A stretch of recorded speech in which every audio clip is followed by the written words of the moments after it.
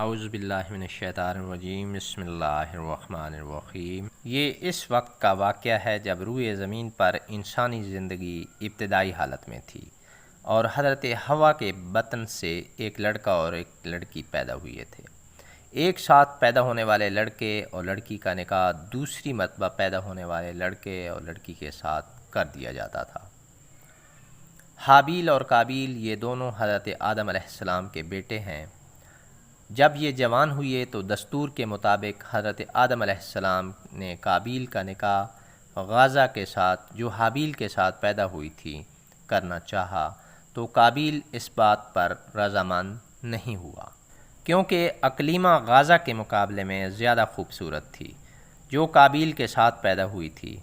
حضرت آدم علیہ السلام نے قابیل کو سمجھایا کہ یہ اللہ کا حکم ہے، لہٰذا تم یہ بات مان لو۔ اقلیمہ تمہارے ساتھ پیدا ہوئی ہے، اس لیے وہ تیری بہن ہے، اس کے ساتھ تیرا نکاح نہیں ہو سکتا۔ مگر قابیل اپنی بات پر ڈٹا رہا۔ بالآخر حضرت آدم علیہ السلام نے ان دونوں بھائیوں کو حکم دیا کہ تم دونوں اپنی اپنی قربانی اللہ کے حضور میں پیش کرو، جس کی قربانی مقبول ہو گئی وہ اقلیمہ کے ساتھ نکاح کر لے گا۔ اس زمانے میں قربانی کی مقبولیت کی علامت یہ تھی کہ لوگ اپنی قربانیاں پہاڑ پر رکھ دیتے تھے اور آسمان سے آگ آ کر انہیں کھا جاتی تھی۔ قابیل کھیتی باڑی کرتا تھا اور حابیل جانور پالتا تھا۔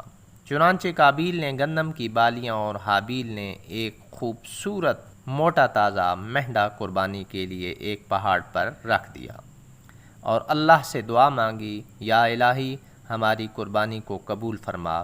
آسمان سے آگ آئی اور اس نے حابیل کی قربانی کو کھا لیا اور قابیل کی قربانی قبول نہیں ہوئی، جس سے قابیل کے دل میں حابیل کے لیے غصہ، حسد اور بغض پیدا ہو گیا، اور وہ حابیل سے کہنے لگا میں تجھے مار ڈالوں گا کیونکہ تیری قربانی قبول ہو گئی ہے۔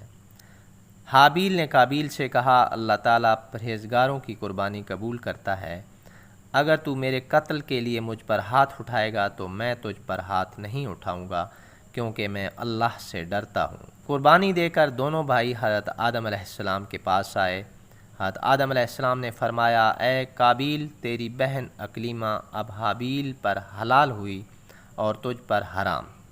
قابیل اب مایوس ہو چکا تھا کہ اقلیمہ اس کے نکاح میں نہیں آ سکتی، اس لیے وہ حابیل کو مارنے کی تدبیر میں رہنے لگا۔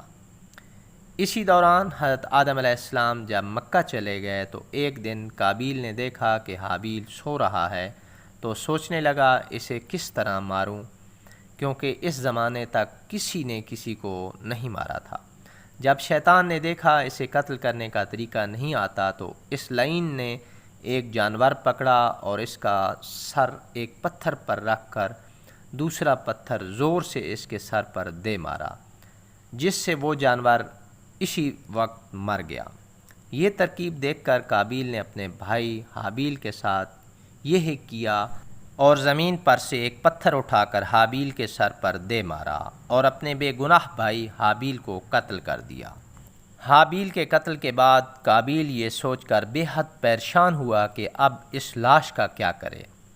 یہ روئے زمین پر کسی انسان کا یہ پہلا قتل تھا، کیونکہ اس سے پہلے کوئی آدمی مرا ہی نہیں تھا، اس لیے قابیل حیران و پریشان تھا کہ بھائی کی لاش کو کیا کروں۔ چنانچہ وہ کئی روز تک بھائی کی لاش کو اپنی پیٹھ پر لاد کر پھرتا رہا۔ اللہ تعالیٰ کو اپنے اس نیک بندے کی لاش کی بے حرمتی منظور نہ تھی، چنانچہ اس جگہ پر دو کوے آئے اور وہاں آ کر آپس میں لڑے اور ایک نے دوسرے کو مار ڈالا۔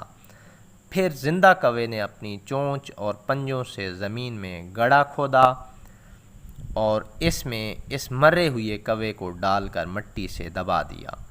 کوے کو دیکھ کر قابیل اپنے اوپر ملامت کرنے لگا کہ میں اس کوے سے بھی گیا گزرا ہوں کہ اتنا بھی نہ کر سکا۔ اس طرح قابیل کو معلوم ہوا کہ حابیل کی لاش کو زمین میں گڑھا کھود کر دفن کر دینا چاہیے۔ جب حضرت آدم علیہ السلام مکہ سے واپس آئے اور حابیل کو نہ پایا تو اس کو بہت تلاش کیا مگر وہ نہ ملا۔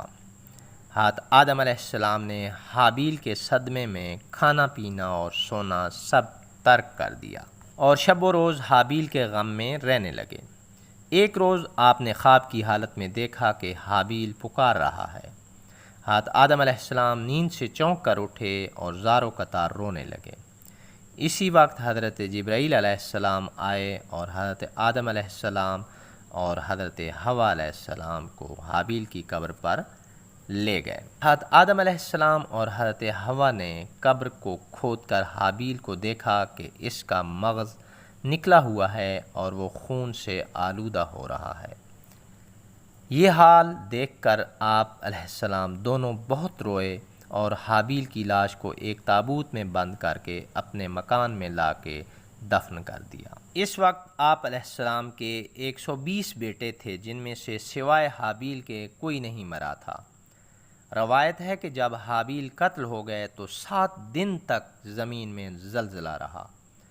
قابیل جو بہت خوبصورت تھا، بھائی کا خون بہاتے ہی اس کا چہرہ بالکل سیاہ اور بدصورت ہو گیا۔ آدم علیہ السلام نے قابیل کو اپنے دربار سے نکال دیا اور وہ یمن کی سرزمین عدن میں چلا گیا۔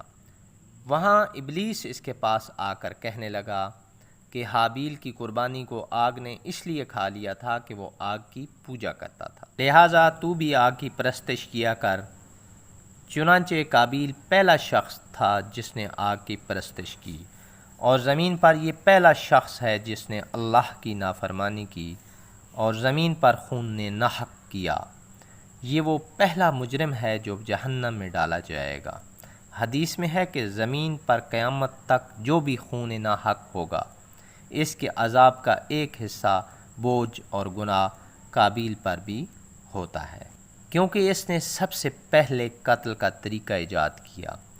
قابیل کا انجام یہ ہوا کہ اس کے ایک لڑکے نے جو کہ اندھا تھا اس کو پتھر مار کر قتل کر دیا، اور یہ بدبخت آگ کی پرستش کرتے ہوئے کفر و شرک کی حالت میں اپنے لڑکے کے ہاتھ مارا گیا۔ کسی بے گناہ کو قتل کرنا خون ناحق بہت بڑا جرم ہے۔ قابیل نے غصہ، حسد اور بغض میں گرفتار ہو کر اپنے بھائی حابیل کو قتل کر دیا۔